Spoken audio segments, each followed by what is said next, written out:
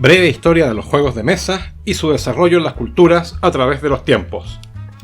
Capítulo 6. Juegos de mesa modernos.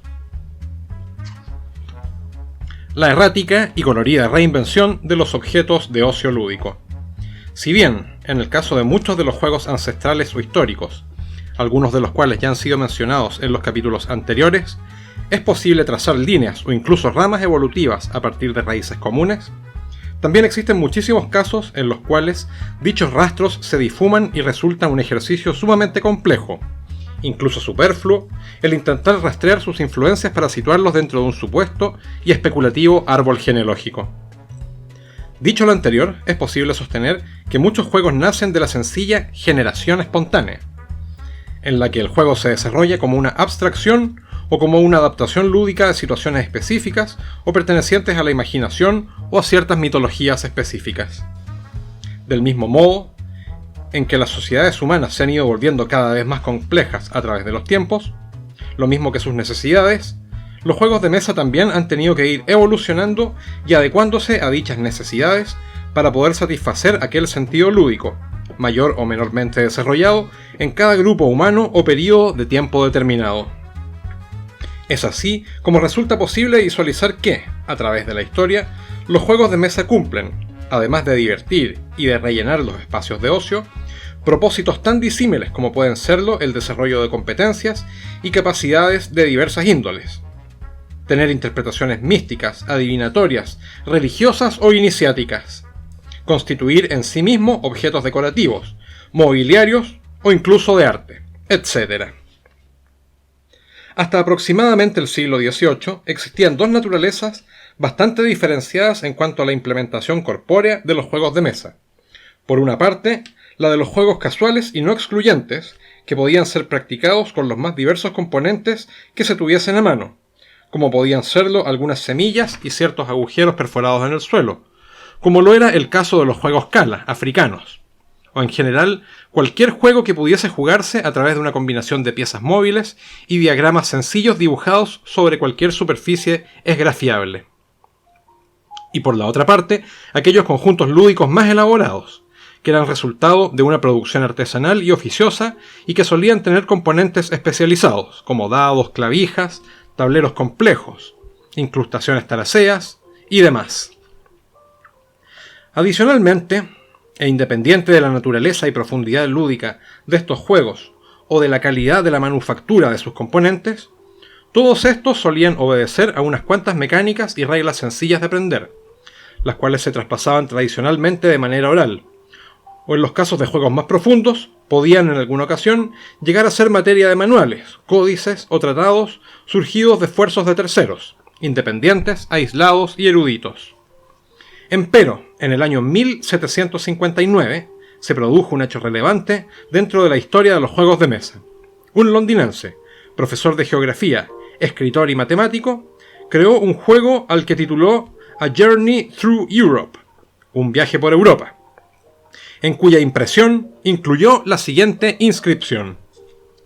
inventado y vendido por el creador, John Jeffries, en su casa de Chapel Street, cerca de Broadway, Westminster, calígrafo, auxiliar de geógrafo, etc. Impreso por Carrington Bowler, mapas e impresos, número 69 de St. Paul's Church Yard, Londres. Lo anterior parece un hecho sencillo, y el juego en sí no representaba mayor relevancia. Se trataba de un recorrido a través de un mapa de Europa con trivias geográficas. Sin embargo, se trataba del primer juego de mesa cuyo creador, por algún motivo, decidió dejar formalmente registrada su calidad de autor intelectual de un juego de mesa, lo cual constituye el primer paso hacia la aparición de los juegos de autor, y el posterior oficio de creador o diseñador de juegos de mesa, uno de los elementos que luego caracterizarán a los juegos modernos. Asimismo, durante el siglo XIX, se gestaría otro fenómeno también notable: la aparición de juegos más complejos, de la mano del aprovechamiento de los nuevos recursos industriales, como las líneas de producción, la optimización de las técnicas de impresión y la disposición de materiales que, a la vez, eran más económicos y más apropiados para la fabricación de componentes más específicos y dotados con información escrita o con simbologías, los cuales permitían más posibilidades en lo creativo. En lo referido a líneas o ramas evolutivas de los juegos que comenzaron a surgir en aquellos años, estas podían ser rastreadas hacia juegos antiguos más tardíos, como formas evolucionadas de estos en juegos más modernos, los que llegarán en su mayoría a ser llamados abstractos. Pero a la vez, también brotaría una rama de juegos surgidos de la propia inspiración de ciertos diseñadores precursores que hicieron uso de recursos más o menos industrializados. Sin embargo, es necesario mencionar que la genuina espontaneidad inspirada de estos nuevos juegos no venía impuesto por sus componentes. A decir verdad, los componentes lúdicos siempre han constituido un universo relativamente pequeño, reducido casi exclusivamente a un número limitado de rubros, cada cual con sus respectivas variedades y sofisticaciones. En términos generales, los componentes elementales se reducen a plataformas como tableros, a recursos como piezas, cuentas o fichas, y a generadores de eventualidades o de azar,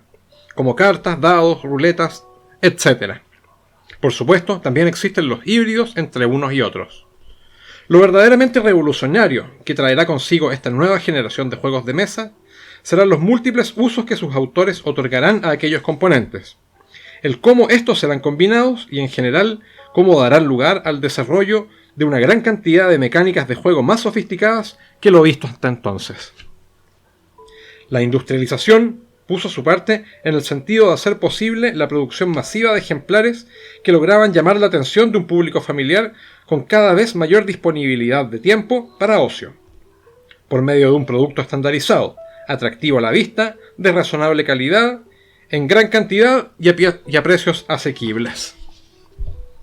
La proliferación de estos nuevos modelos lúdicos y la incorporación de mecánicas cada vez más complejas, variadas y novedosas, impuso la necesidad de que cada conjunto incluyese su propio legajo de reglas, en un principio impresas en la propia caja, más adelante en hojas separadas y luego en cuadernillos a medida que fueran apareciendo modelos más complejos, pero siempre cuidando su redacción, la cual debía ser lo suficientemente amena y sencilla para que, por una parte, el juego fuese entendible y accesible, y por otra, para que no constituyese un obstáculo que luego se tradujese en el rechazo del público. Si fuese posible resumir los aspectos o hitos que señalan los inicios de esta nueva manera de hacer juegos de mesa, podría resultar algo así. La aparición de autores de juegos de mesa, los cuales comenzaron a buscar la capitalización de sus ideas, tanto a través de la producción física de sus juegos, como de la obra intelectual que ellos constituyen. La utilización de múltiples componentes a través de mecánicas sofisticadas, diseños exclusivos e industrialización de su producción. La inclusión de legajos de reglas en cada ejemplar. Y la utilización de cajas contenedoras para el empaque de los conjuntos. El impacto de la industrialización en la oferta, a través de la producción estandarizada y la reducción de precios, tanto por la utilización de componentes económicos y un aumento en la demanda, a la larga provocaría el nacimiento de una industria específica de juegos de mesa. No obstante, además de la industria, también serían necesarios otros factores, procesos e influencias para que lleguen a producirse los juegos que en la actualidad cubren las mesas de los aficionados.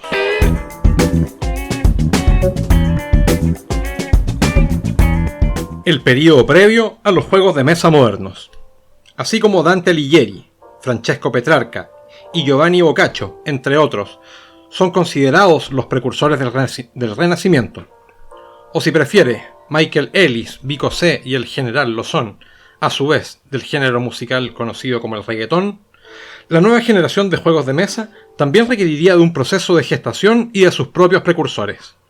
En esta sección serán analizados separadamente algunos de los elementos primordiales que paulatinamente van a producir las sinergias necesarias para el surgimiento de los juegos de mesa modernos.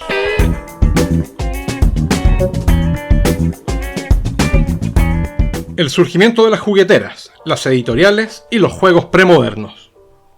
Como se ha mencionado, la industria asociada a los juegos de mesa, en medida de su tremenda influencia, ayudó a modelar el rumbo en que se desarrollaron los juegos en adelante, lo cual hace imposible continuar describiendo una historia lúdica sin mencionar el papel que jugaron, al menos, algunas de las grandes compañías. Si bien es cierto, actualmente las jugueteras y editoriales que desarrollan y producen juegos de mesa se cuentan por miles, fue a partir de mediados del siglo XIX cuando comenzaron a surgir aquellos primeros emprendedores, cuya iniciativa y empuje posteriormente les permitió convertirse en las compañías que fueron definiendo el sector. Entre estas, las más importantes aparecerían en Alemania y los Estados Unidos, destacándose entre ellas McLaughlin Brothers en Estados Unidos en 1828, Milton Bradley, fundada en Estados Unidos en 1860, Parker Brothers en Estados Unidos en 1883, Ravensburger en Alemania en 1883, Hassenfeld Brothers, más tarde Hasbro, en Estados Unidos en 1923, y más tardíamente Mattel en Estados Unidos en 1945. Vale mencionar que, aunque la firma alemana Cosmos tiene la más antigua data entre todas estas, en 1822, y que su importancia en el sector hoy mismo es comparable con la de Ravensburger, su participación en la producción de juegos de mesa no se produjo sino hasta mucho más tarde, en 1981, con la publicación de Sherlock Holmes Consulting Detective.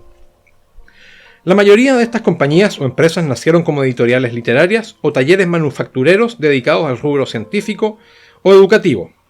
los cuales en cierto momento, y dadas distintas circunstancias, descubrieron una beta lucrativa en la fabricación de juguetes y juegos de mesa, siendo Milton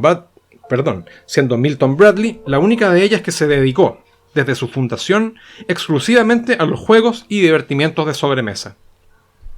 Las compañías pioneras que gestionaban sus negocios durante los castizos años del siglo XIX e inicios del siglo XX debieron debatirse en un medio que discriminaba bastante todo aquello que estuviese asociado al mundo del juego, por su relación con el vicio de las apuestas, por lo que aquellos conjuntos que utilizaban cartas o dados no eran bien vistos para ser introducidos en el seno de las familias, ese sensible núcleo básico de la sociedad que era, precisamente, el objetivo de estos nuevos juegos. Esto obligó a los productores a realizar cambios en sus tácticas comerciales, que inevitablemente incidieron en la naturaleza de los componentes de los juegos. Se rediseñaron las cartas con motivos distintos a los tradicionales. Se buscaron nuevos usos para los componentes típicos de los juegos. Los dados fueron reemplazados por otros generadores de resultados aleatorios, y se buscaron maneras de quitar el azar a los juegos. En pocas palabras, se transformó el objeto lúdico conocido como juegos de mesa, y en muchos aspectos se puerilizó su esencia y la connotación de su impacto en la sociedad, principalmente acudiendo a temas inocentes y a diseños abiertamente infantiles. En gran medida, todos estos cambios provocaron la formación de una nueva clase de juegos, distinta a los perniciosos juegos de garitos y casinos, los cuales debían desarrollarse a través de un proceso intelectual, técnico y artístico que pronto llegaría a constituir un nuevo oficio, el de creador de juegos de mesa. Pero este proceso también generaría un factor negativo, ya que si bien fue necesario durante aquella época para conseguir la aceptación de estos juegos por parte del gran público, a la larga terminaría lastrando la percepción de los juegos de mesa en general, como un asunto más propio de niños. Ya de cara al siglo XX, las compañías existentes debieron sortear los duros procesos políticos, económicos y sociales que marcaron el fin del siglo XIX y la primera mitad de la nueva centuria, la caída de los imperios coloniales, la Gran Guerra de 1914, el derrumbe de la bolsa de valores de Wall Street y la subsecuente Gran Depresión de los años 30, la aparición de los regímenes totalitarios y la Segunda Guerra Mundial. Las compañías que consiguieron sobrevivir a todos estos embates se transformaron en las grandes jugueteras que controlarían el sector durante el resto del siglo y hasta hoy. A modo de ejemplo, una de las icónicas de la industria, la neoyorquina McLaughlin Brothers, debió ser absorbida por Milton Bradley en 1920. Pese al increíble peso financiero que algunas de estas compañías alcanzaron en los años posteriores a la Segunda Guerra Mundial, y la enorme influencia desarrollada en virtud de sus enormes ganancias, a tal punto de poder modificar en su favor la legislación sobre copyrights en los Estados Unidos, como ocurrió durante el litigio de Parker Brothers en contra de Ralph Anspach por el uso de la palabra Monopoly. En términos exclusivamente lúdicos, no habrá mayor sofisticación en el desarrollo de los juegos por parte de estas. En los años venideros, la mayoría de estos conglomerados sucumbirá a factores como la ambigüedad entre el juego de mesa y el juguete, y la explotación de franquicias mediáticas exitosas en los medios, lo que derivará en varios años, incluso décadas, de producción de juegos de mesa mediocres, revestidos con los personajes de películas y series televisivas de moda, o continuar explotando los clásicos del pasado en versiones modernas, tendencia que tendrá pocas excepciones, como la serie Bookshelf Games, paradójicamente editada por una compañía estadounidense no dedicada habitualmente al rubro del ocio y la diversión. Dentro de este panorama, y sobre todo después del boom de los juegos mediáticos, el cual perduró incluso hasta mediados de los años 90, las grandes empresas como Milton Bradley, Parker Brothers, Hasbro y Mattel prácticamente se dedicarían a reeditar una y otra vez sus clásicos del pasado, con alguna que otra innovación excepcional. En medio de esta vorágine, cabe destacar la curiosa e inesperada participación de una innovadora compañía estadounidense. En 1902, la entonces llamada Minnesota Mining and Manufacturing Company inició sus operaciones como una modesta iniciativa sobre extracción de cierta variedad del óxido de aluminio, utilizado para la fabricación de componentes abrasivos. No obstante, al poco tiempo descubrieron que aquello que creían estar extrayendo no era sino otro material de baja calidad, inservible para los cometidos de la compañía. Sin embargo, aquel que podría haberse considerado un golpe fatal para el futuro de la empresa, acicateó el espíritu emprendedor de sus fundadores, que pronto se convirtió en la filosofía de la marca, actualmente conocida como 3M. Si bien sus productos más ampliamente conocidos se encuentran en el campo de las soluciones por medio de la innovación y la tecnología en cuanto a materiales e insumos industriales, domésticos y de oficina, en 1962 se contrató a dos reconocidos diseñadores de juegos, Sid Saxon y Alex Randolph, para producir una línea de juegos de mesa que llegaría a conocerse como 3M Bookshelf Games, o juegos de librero 3M. El aspecto innovador de esta iniciativa venía impuesto por un tipo de formato compacto, bastante curioso para la época, dado que los empaques permitían coleccionar los ejemplares y almacenarlos como si de libros en un librero se trataran, de ahí su nombre. Cuando lo normal entonces eran las cajas amplias, aplanadas y de cartón impreso de baja calidad, que normalmente terminaban maltratadas y apiladas dentro de armarios y desvanes. La colección incluyó un catálogo bastante amplio de juegos, siendo varios de ellos clásicos ancestrales, como ajedrez, mancala, go y backgammon, pero también los hubo otros de diseño innovador y sofisticado, de entre los cuales algunos han llegado a considerarse clásicos modernos, como TwixT y particularmente Acquire. Durante todo el resto de los años 60 y mediados de los 70, se continuó añadiendo nuevos títulos a la colección, hasta que el boom de los juegos de rol comenzó a resentir las ventas, las cuales, por lo demás, nunca llegaron a ser demasiado importantes para la escala financiera de la compañía, motivo por el cual, en 1975, se decidió terminar la serie, momento en que ésta contaba con los siguientes 38 títulos a su haber: ajedrez, backgammon, go, high bid, ORE, plunder, TwixT, Acquire, jumping, quinto, stock and bonds, breakthrough, bazaar, facts in 5, feudal, Mr. President, regata, foil, monad, sum up, trace, venture, octress, options, ploy, evade, executive decision, sleuth,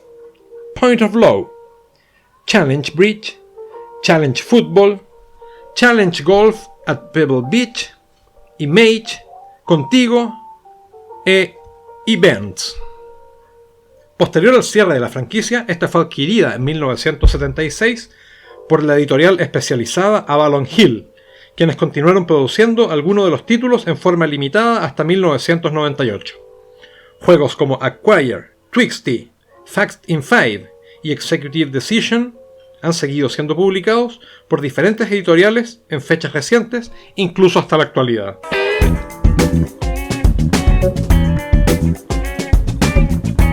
De entre los miles de juegos premodernos que llegaron a producirse, solo algunos de ellos se han convertido en clásicos, ya sea por su contribución a la industria o por haberse hecho favoritos de las masas. sobre estos clásicos premodernos, si bien tienen un lugar ganado en la historia de los juegos de mesa, a instancias de lo que constituyeron en el contexto de la época en la que cada uno de ellos fue creado y publicado, la sobreexplotación actual de algunos de ellos por parte de las compañías que los producen han generado cierto tedio y desprestigio de estos entre los aficionados, quienes tienden a cuestionar su verdadero aporte en la actualidad lúdica, llegando a mencionarse que su sólida presencia en el mercado de masas, fomentada con una publicidad basada en la nostalgia y en las múltiples y sucesivas ediciones adornadas con motivos mediáticos, bloquea la visibilidad y difusión de los juegos publicados por empresas más pequeñas. A continuación, serán vistos con mayor detalle 4 de estos clásicos premodernos, que probablemente resultan los más populares.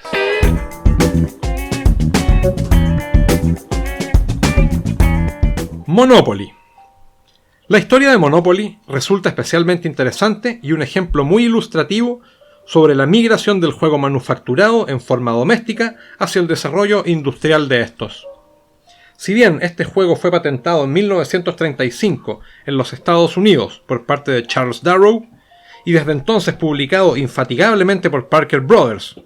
Hasbro en la actualidad, ha llegado a probarse que su diseño fue fuertemente inspirado en un juego anterior llamado The Landlord's Game, el cual había sido patentado en 1904, producido y vendido a una escala más modesta y artesanal por Elizabeth Magie en Arden, Delaware, el cual a su vez estaba basado en un desarrollo sobre la exploración de modelos económicos y sociales, como parte de un estudio universitario efectuado alrededor del cambio de siglo, que buscaba demostrar lo perjudicial de las prácticas económicas capitalistas, para luego, por medio de ciertas modificaciones en las reglas, replantear dicho modelo y sustituirlo por uno de índole cooperativa, del cual todos los jugadores obtenían beneficios, en lugar que el éxito de uno significara necesariamente la ruina de los demás.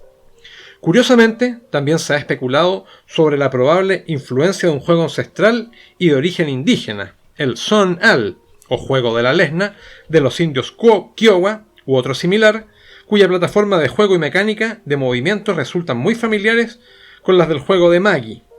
y el cual ésta pudo haber llegado a conocer en la Universidad de Pensilvania. Como es sabido, Monopoly y su antecesor añadían una variedad de mecánicas poco vistas hasta ese entonces, ya que si bien utilizaban componentes tradicionales, como un tablero con recorrido continuo, dividido en varias casillas, por donde avanzaban las piezas de los distintos jugadores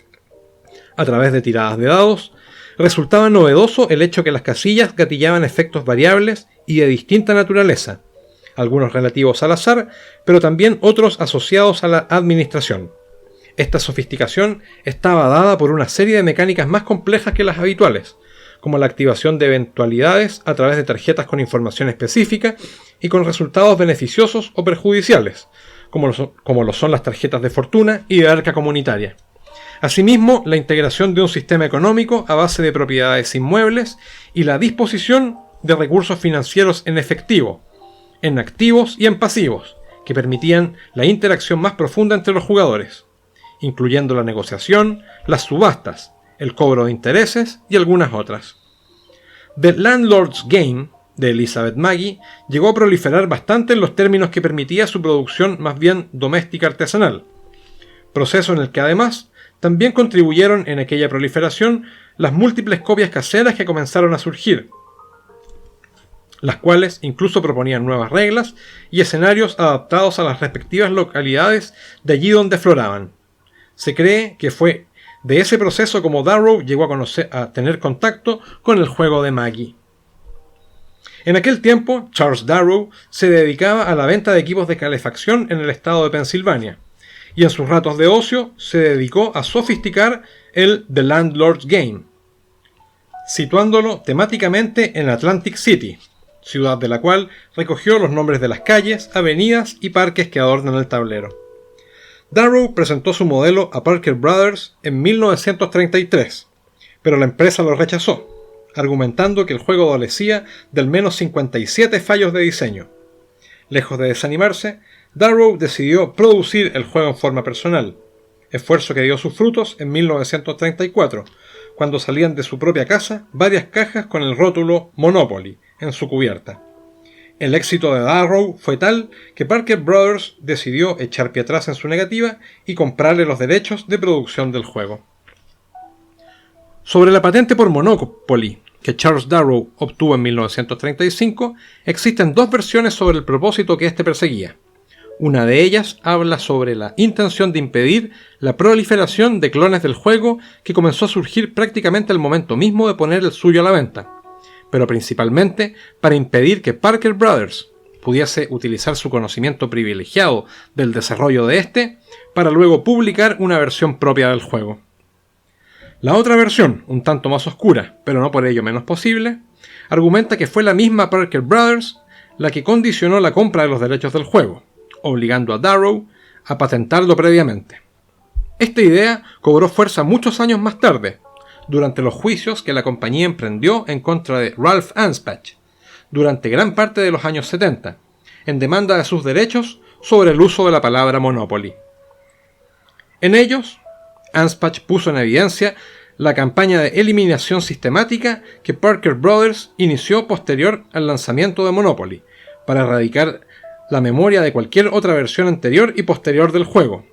y en la cual incluso se supo que la compañía compró los derechos de muchos otros autores que se adjudicaban la autoría de diversos modelos locales del juego, incluyendo el mismo The Landlord Game, el cual tuvo una pequeña tirada bajo el sello de Parker Brothers. En cuanto a Monopoly propiamente dicho, es posible destacar algunos aspectos curiosos sobre este juego y su producción, como lo son sus personajes y las piezas que llevan los jugadores. La figura del tío rico Pennybags,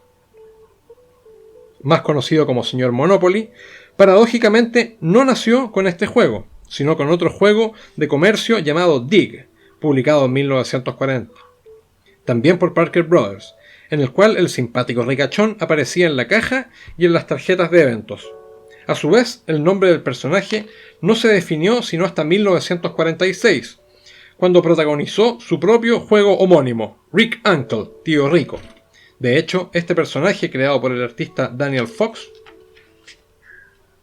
no sería asociado al juego Monopoly sino hasta 1985, cuando se utilizó como parte del imagotipo del juego, en donde aparecía dentro de la letra O central del título, con los brazos abiertos y bastón en mano, pasando a convertirse en el Señor Monopoly, oficialmente a partir de 1999.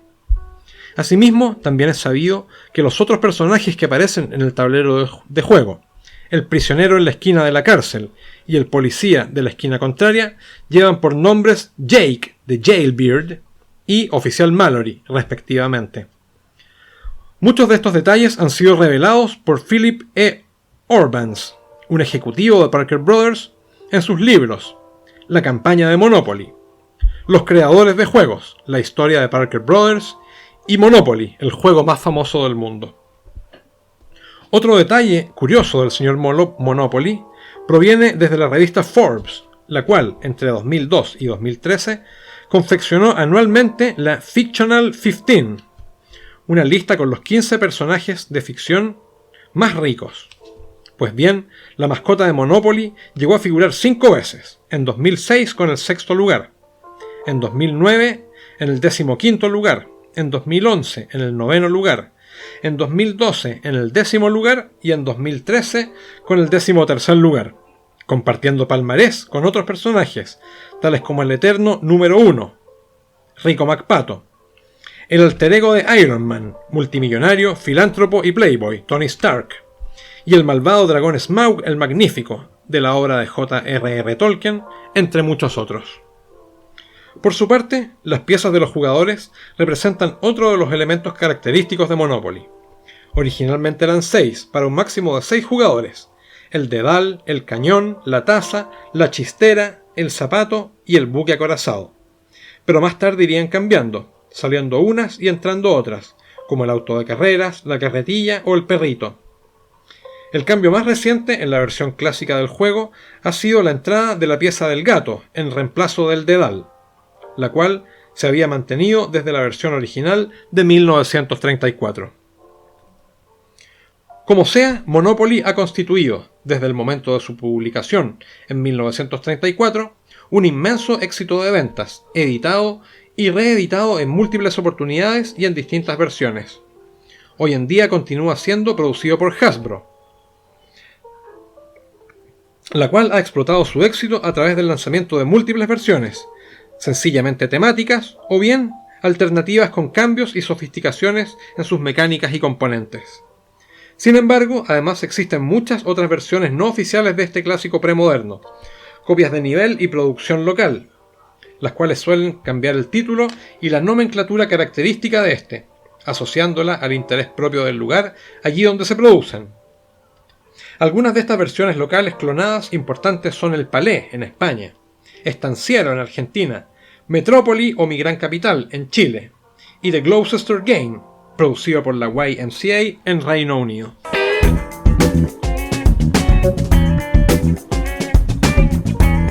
El juego del Cluedo.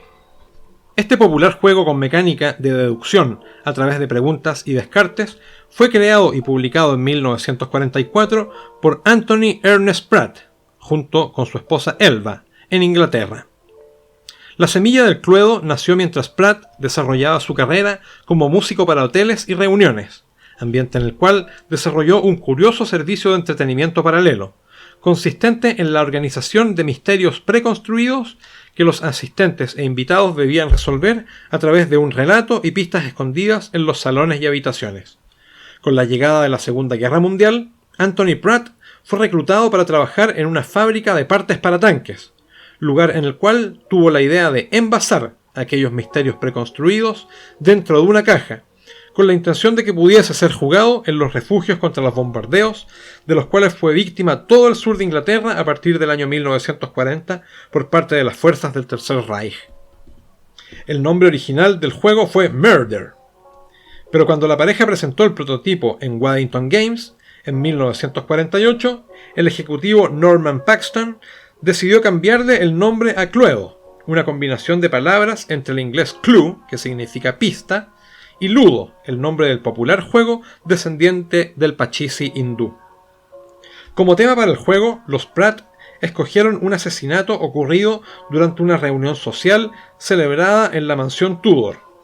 una casona aislada en medio de la campiña inglesa de Hampshire, en 1926, debiendo los invitados, es decir los jugadores, deducir quién fue el asesino, con qué arma se ejecutó al desgraciado y en cuál de las habitaciones ocurrió el delito. Para ello, se debían mover los peones que representaban a los personajes por las habitaciones de la mansión, es decir, las casillas del tablero, a través de una sencilla mecánica de dados y descartando pistas a través de tarjetas y preguntas.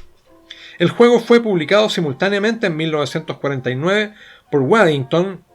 para el Reino Unido y por Parker Brothers para los Estados Unidos, en donde fue lanzado con el nombre más sencillo de Clue. La mecánica de deducción sencilla del Cluedo se basa en la definición de 3 aspectos específicos que deben ser descubiertos, cada uno de ellos extraído previamente y al azar desde 3 conjuntos mayores, cuyas otras partes los jugadores solo conocen parcialmente.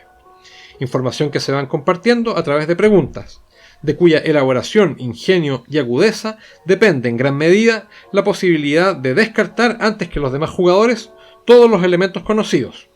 única forma de poder deducir aquellos que faltan y que forzosamente son los que se buscan. Esta mecánica ha sido copiada y sofisticada en múltiples ocasiones y plataformas.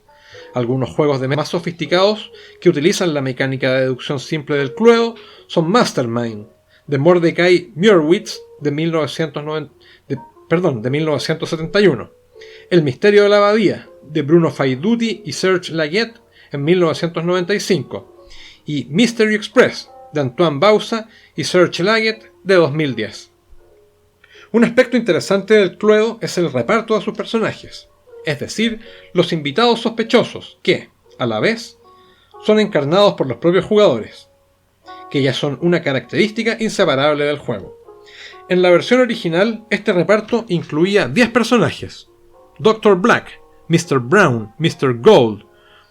Reverendo Mr. Green, Mrs. Grey, Professor Plum,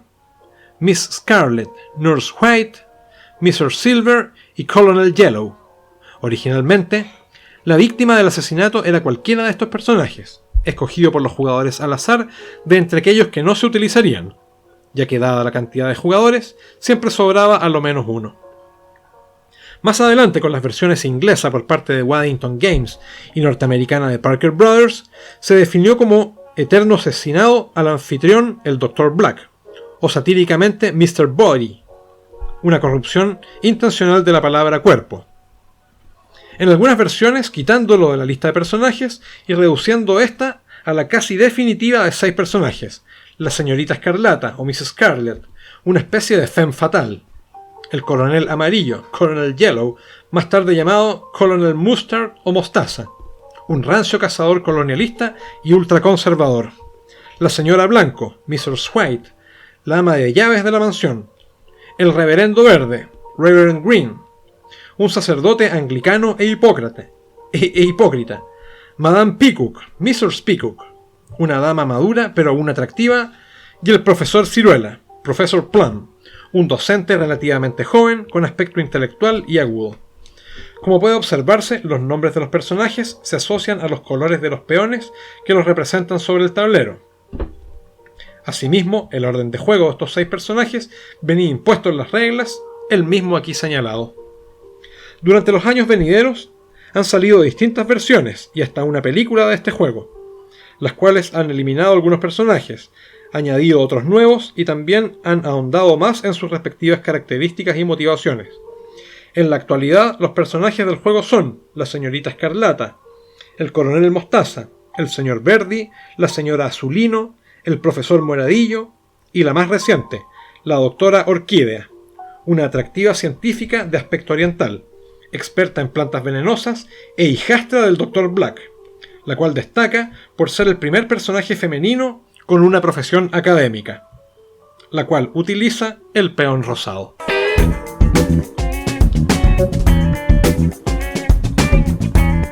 Scrabble. Este juego es obra de Alfred Mosher Butts, un arquitecto aficionado a los crucigramas, residente del pueblo de Poughkeepsie, ubicado en el condado de Dutchess, al sureste de Nueva York.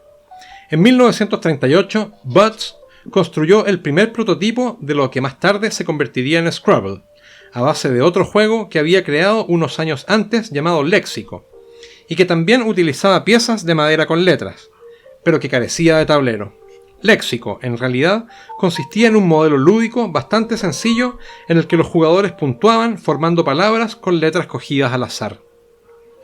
Lo relevante de Léxico era el trabajo lexicográfico cuya creación había requerido, el cual fue discriminar la frecuencia lingüística de cada letra del alfabeto en las palabras de mayor uso en el inglés moderno,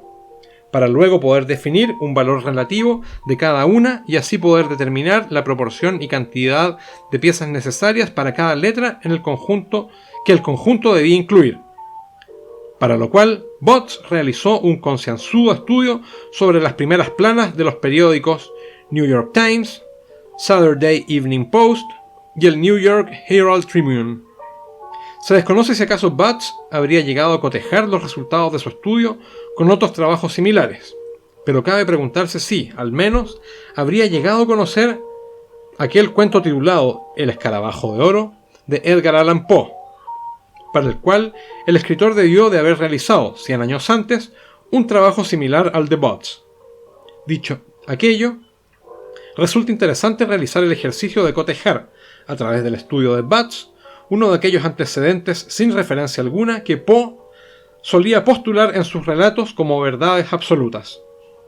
En este caso, la frecuencia de la letra E y las demás letras del alfabeto en inglés, para comprobar que ambos autores coinciden casi a la perfección. Cita textual de El escarabajo de oro. Ahora bien, la letra que aparece con mayor frecuencia en inglés es la E. Las restantes letras se suceden en el siguiente orden: A, O, I, D, H, N, R, S, T, U, Y, C, F, G, L, M, W, B, K, P, Q, X y Z. La E predomina de tal manera que es raro encontrar una frase de cualquier expresión donde no figure como letra dominante. A continuación, se reproduce la jerarquía que Poe propone basada en la frecuencia de uso de las letras, acompañada cada una de la cantidad de piezas de aquella letra que aquella letra encuentra en las versiones originales del léxico y luego de Scrabble, a saber, la letra E 12, A 9, O 8, I 9, D 4, H 2, N 6, R 6, S 4, T 6, U 4, Y 2, C 2, F 2, G 3, L 4, M2, W2, B2, K1, P2, Q1, X1 y Z1. Por algún motivo desconocido, el maestro del suspenso dejó fuera las letras J1 y V2. Es deber recalcar que este ejercicio corresponde únicamente a un hecho curioso y en tanto no es posible afirmar que exista relación alguna entre el relato de Poe y el juego de Butts. Butts había creado léxico durante los difíciles años de la Gran Depresión y solicitó su patente en 1933, la cual le fue denegada. Sus ofrecimientos a fabricantes como Milton Bradley y Parker Brothers también resultaron en negativas. Sin desanimarse, Butts fabricó con recursos propios 200 copias del léxico. Sin embargo, y a pesar de su esfuerzo, no consiguió éxito y tuvo que regalar los juegos excedentes a familiares y amigos. Al parecer había algo que faltaba. En 1938, inspirado por los crucigramas de los periódicos de los cuales tanto disfrutaba, decidió incorporar al juego un tablero sobre el cual las letras pudiesen disponerse, combinarse y entrecruzarse. Entonces el juego comenzó a mutar también de nombre, abandonando el léxico para probar sucesivamente con New Anagrams, Alf, Criss Cross y Criss Crosswords. Este último lo satisfizo temporalmente. Agobiado por las reiteradas negativas de distintos fabricantes hacia el nuevo prototipo, finalmente Butts perdió la fe en el proyecto, lo que sumado a un nuevo clamor de tambores y clarines, asusados por la amenaza de un nuevo conflicto a escala global en 1939, hizo que Criss Crosswords quedara relegado al olvido durante varios años. Una vez finalizada la Segunda Guerra Mundial con la victoria de los aliados, tomó parte en esta historia en el año 1948 una pareja de amigos de Butts, el matrimonio Brunot. James Brunot y su esposa Helen creían firmemente en el potencial del juego y con el acuerdo de Butts intentarían comercializarlo a cambio de un porcentaje de las ganancias. Los Brunot decidieron redistribuir las casillas premiadas del tablero y simplificar las reglas que Butts había creado, haciendo que el juego fuese más casual, ágil y accesible. Además, acuñaron su nombre definitivo, Scrabble, una interesante palabra en inglés que posee múltiples significados o interpretaciones, siendo algunas de ellas: resolver todo, encontrando o buscando algo; arañar; tantear frenéticamente; revolver; batir; enrevesar con desesperación; o garrapatear. Al principio los Brunot manufacturaban el juego en forma más bien artesanal, vendiendo dichas copias en el salón de su residencia, en Newtown, Connecticut. En 1949, su primer año, llegaron a fabricar y vender unos 2.250 juegos. No obstante aquel éxito aparente, la empresa iba a números rojos, situación que no cambió en los 3 siguientes años. En 1952, agobiados por el fracaso, los Brunot decidieron tomarse unas vacaciones, temiendo que aquel era el fin de Scrabble. Sin embargo, al regreso de su descanso, la pareja se encontró con una avalancha de pedidos por el juego. Durante los primeros años, las copias vendidas habían causado impacto y la calidad del juego había pasado lentamente de boca en boca. Scrabble era al fin exitoso. La demanda por el juego fue tan grande que pronto los Brunot debieron de industrializarse para cubrirla, trasladando y ampliando sus talleres a una escuela abandonada. Para finales de 1952 habían vendido 37.000 unidades. Al año siguiente, el crecimiento de la demanda por el juego no se detuvo, en parte gracias a la difusión que le otorgaban los almacenes Macy's, una de las cadenas de tiendas más importantes del país en aquella época, y pronto los Brunot decidieron que ellos ya no podían continuar, por lo que vendieron los derechos del juego a Selchow & Writer, una de las principales jugueterías de entonces. A su vez, ese mismo año, 1953, Scrabble comenzó a expandirse hacia el extranjero, con la licitación para su fabricación en el Reino Unido por parte de J.W. Spear & Sons, quien en 1968 lograría hacerse con los derechos para su producción y distribución por todo el mundo, con la excepción de Estados Unidos y Canadá, en donde el juego continuaría siendo producido por Selchow & Writer. Después de 33 años produciendo Scrabble para Norteamérica, Selchow & Writer fue absorbido por Coleco Industries en 1986, pero esta quebró al año siguiente, momento en el cual sus activos fueron comprados por Hasbro, quien pasó la producción del juego a una de sus más conocidas subsidiarias dedicadas a los juegos de mesa, Milton Bradley, la cual había sido fagocitada por el gigante juguetero en 1984. Por su parte, Spears Games, nombre adoptado posteriormente por J.W. Spears & Sons,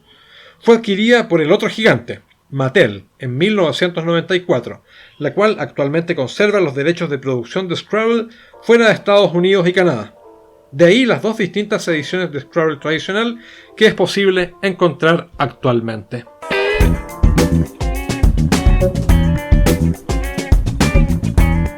El juego del Risk. Este juego fue creado originalmente por un director francés de cortometrajes llamado Albert Lamoris, ganador de un premio Oscar en 1956. En dicho sentido, la creación de este juego parece ser una aventura aislada en la carrera de Lamoris,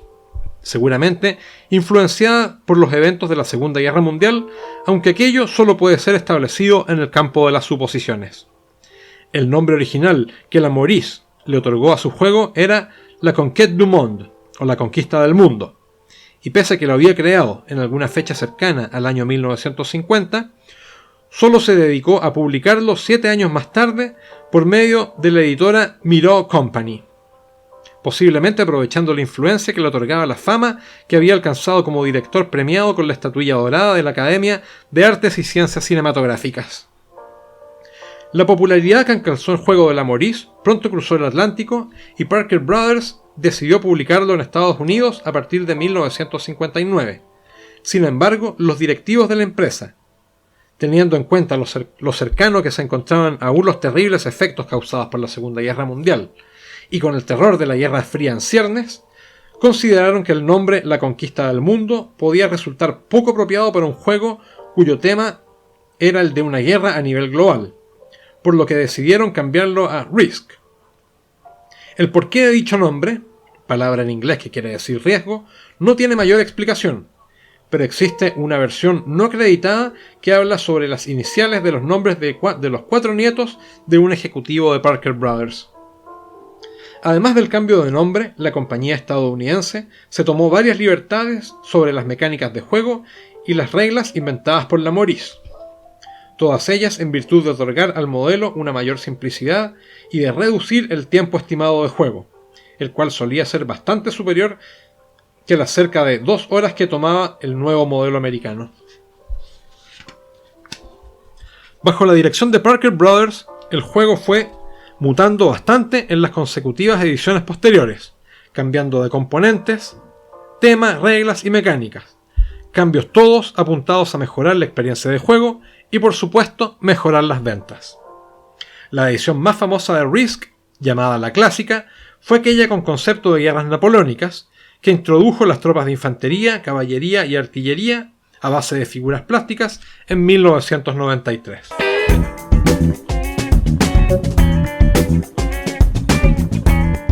Aunque hasta aquí se ha relatado en forma más bien general la participación de las grandes empresas y consorcios jugueteros históricos en el desarrollo de los juegos de mesa modernos, en los apéndices de este libro es posible encontrar la historia de algunos de ellos, con mayor incidencia o mayor presencia histórica, relatada en forma más detallada. Más tarde, aproximadamente entre 1960 y 1970, comenzarían a surgir pequeñas empresas locales, basadas en antiguas editoriales o jugueteras de menor rango o incluso de esfuerzos independientes, las cuales, aprovechando el impulso otorgado por el desarrollo de los juegos premodernos, poco a poco irán posicionando y creando las condiciones para el nacimiento de la siguiente generación de juegos. Algunas de estas compañías con relevancia en el desarrollo de los juegos de mesa son, o fueron, entre otras, Avalon Hill de 1954, TSR de 1975 y Games Workshop de 1975.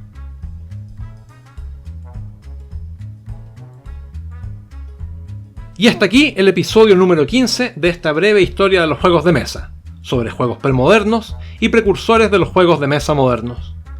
Recuerden que si quieren conocer más detalles sobre las primeras editoriales y compañías jugueteras que industrializaron los juegos de mesa, o más antecedentes sobre los juegos de 3M, o el Monopoly, el Cluedo, Scrabble y Risk, los pueden hallar en la versión física de esta obra, la cual es mucho más rica en información adicional, notas a pie de página, notas bibliográficas, ilustraciones, tablas informativas, apéndices y un exhaustivo diccionario de terminología lúdica, la cual se encuentra disponible en Amazon y cuyos respectivos enlaces son posibles de hallar en la descripción de este video o podcast, según la plataforma de vuestra preferencia. Y si quieren conocer aún más historias sobre el mundo de los juegos de mesa, no olviden visitar el blog de la Ludoteca de Pampala. Asimismo, recuerden suscribirse al canal, dar like y compartir, lo cual ayuda mucho a la difusión de este programa. Hasta el próximo episodio.